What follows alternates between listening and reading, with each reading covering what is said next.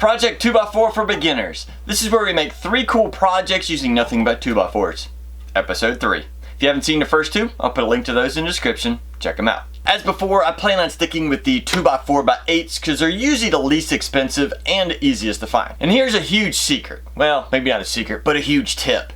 When you're shopping, look for the premium boards. Not the number 2, but the premium. In my case, they're about 15 to 20 cents more than our standard 2x4s, and the quality is so much better. And as before, I plan on using a miter saw to do all of my cuts, but if you're very careful, you might be able to do most of these with a circular saw.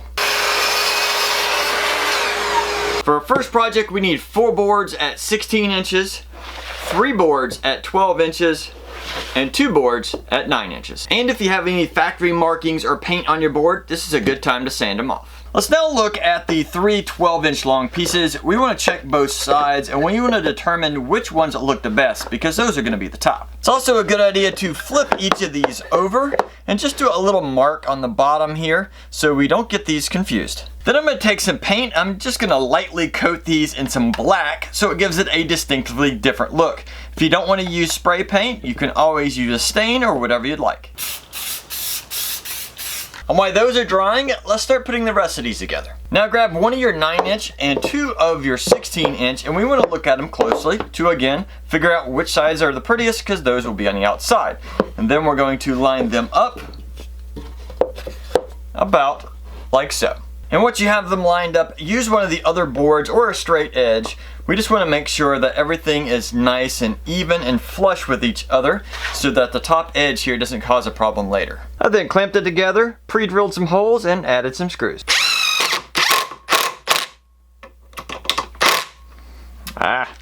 Now if you by chance have anything sticking out, like here's a little piece of wood that has flaked up, I'm going to try and sand this down because you want this to look as nice as possible. And once you complete the first one, just repeat the process for the second one. And at first glance, you're probably thinking these are going to be the outside. Actually, no.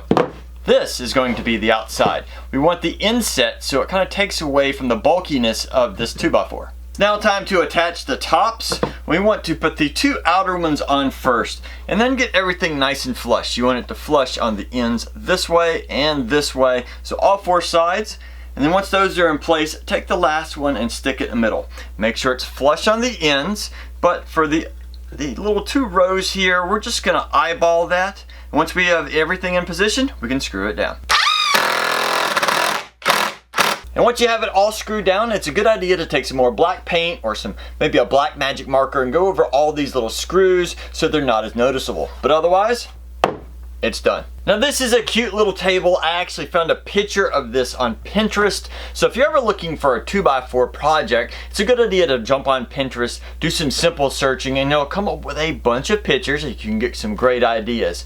The two-tone was like this in a picture and I just really admired it and I thought you might like it too. But if you notice, it sets it off big time between the legs and the top, and it's just a great little contrast that really stands out. Also, don't forget, if you're gonna look at a picture and just kind of guess and make a project, definitely remember the size of a 2x4. It's not 2x4, it's 1.5 by 3.5. There's a lot of people that don't know that.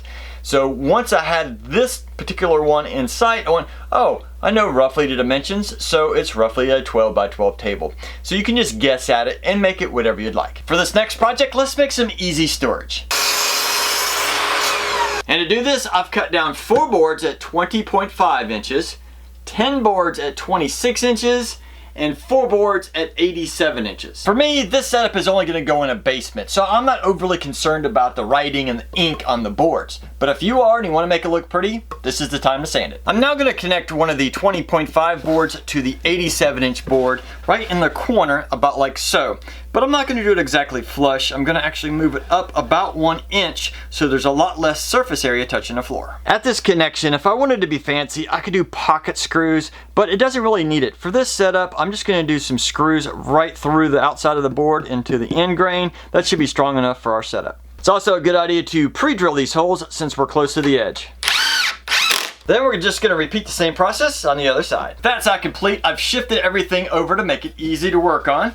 And I'm gonna take another one of the 20.5 boards and we're gonna stick it here at the top. But instead of doing the inset, we're actually gonna make it flush. Now we're going to need 2 of these frames, so follow those steps once again to make a second. At this point, it's probably a good idea to transfer everything to the floor to work on to make it a little bit easier. That is, if you haven't done it already. But I'm going to try and do this on my workbench to make it a little bit easier for you to see. From the top of our bottom board, we want to measure up 14.5 inches and make a mark. And then repeat that on the other side and make a mark there too.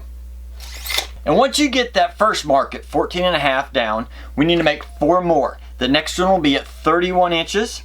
The next will be at 47.5, and then at 64, and then at 80.5. And once you have everything measured out, make sure to transfer those lines over to your other frame as well. I then took one of the 26-inch long boards and I aligned it with that first line we made, making sure that the top of our board is along that line. And then I took a speed square and just made sure everything was in position and secured it with 2 screws. And once you secure that bottom one, then you can go along and secure the rest of them, making sure the top touches the line. And once I completed the first side, I flipped it over very carefully and added the boards to the other side.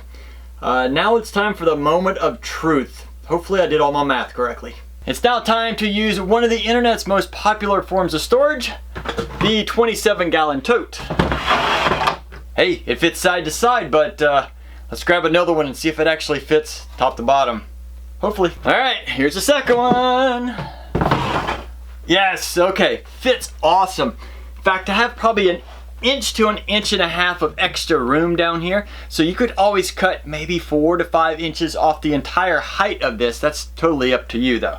One thing I need to show you is that this has a little bit of a shape to it. Now, if you're going to secure this in a garage or a basement that you are able to butt it up against the wall, you can secure it to the wall and it should take out most, if not all, of that shake. If you're just going to kind of have it a standalone, I'd probably, on the back side here, out of the way of your totes, put a couple cross beams that go across just right on the back, and that should take out most of that. For our next project, I've cut down 2 boards at 6 feet or 72 inches and 5 boards at 16 inches. And this is a simple project, but there are a number of techniques that you can learn that are great for future projects. Now our first step is to actually cut a 10-degree angle along the side of our boards here. Now this will be on both of them because this project is going to lean against the wall. Now I don't want to lose any length to our board, so I'm actually lining up the blade here to this corner when I make that cut. So I'll just cut off this edge here and leave as much of the board as possible. With that first angle cut in, you can see how our boards lean nicely, but with this sharp edge up here, if we try and lean this against the wall, if somebody bumps it, that sharp edge is going to gouge out the wall. So we need to trim this as well. But to know exactly where and how long this angle needs to be to match the other end can sometimes be a little challenging. So I took a piece of scrap and I cut the same exact angle as I did on the bottoms. Next I'm going to grab a speed square, and right out here on the end I'm going to measure 1/2 of an inch in and make a little mark. Then we're going to use that board that we just cut along with the speed square, and we are going to line up this board right along that edge, making sure the speed square is right at 90 degrees. And then we can make a mark. And we know exactly the angle and where to cut. When cutting out an extreme angle like this, even for a professional, can sometimes be very dangerous. So what I would suggest is actually take the board that we used as the guide earlier, and I have clamped it to the board that needs to be cut. And then I'm just going to take a handsaw using this piece here as a guide and just go slowly cutting that down, and that is just the safest way to do it. It's a good idea to look over your boards at this point. If you have any writing or ink on it, it's a good time to sand all that away. Otherwise, it can be a little bit difficult to get to later. Our next step is to take a measuring tape and stretch it out across the boards, and we want to mark every 12 inches because that's where we're going to start to secure our 16-inch boards to. And if you haven't guessed it already, we're building a ladder, but not like a climbing ladder. This is for display or storage. For example, if you want to store some quilts. Once we have the marks on our boards, it's now time to install the rungs. But you can do this in a couple of different ways. First off, you can install them more flat along a natural curve of a ladder. You know, it's something that you normally stand on. It looks a little more original. But you could also turn it 90 degrees. And by doing this, it'll give you a little more room to drape stuff over the edges. Now there is one more option when installing these. Depending on which way you do it, if you add a 10-degree angle to it, making sure it's in alignment with the way that it leans against the wall, it'll make everything a little bit more level. But that is totally up to you. For this ladder, I decided to go with flat steps, so I aligned everything. I have clamped it down to minimize any movement, and I'm going to add 2 screws into each side. It's also a good idea to pre-drill each of these holes. And once you have all the steps in place, it's now time to test it out. Of course, you may have to adjust it a little bit to get it to fit level against your wall here and the floor. But once you get it in place, it should be nice and sturdy. Something to keep in mind if you build this is I would definitely put some type of a top coat on this to protect it. Otherwise, as you touch it and different articles of materials touch it, it could stain it. Another cool option is to turn this into like a rustic looking ladder, like something that looks nostalgic and old. So get you maybe a hammer, some wrenches or something, then you can just start making little dings and dents all over it. Then get a rustic type of stain and coat it in it. And to top it off, maybe even take a couple little drops of paint and put in a couple key locations to look like it's been used. And of course, let that dry and it'll look really cool. Now I hope you enjoyed these projects, and if you did, let me know. Put those in the comments, I'd really love to hear about it. Or if you have any other ideas or suggestions to make these even better, you can help out a ton of people, again, in the comments. Otherwise, get out in your shop and have fun building.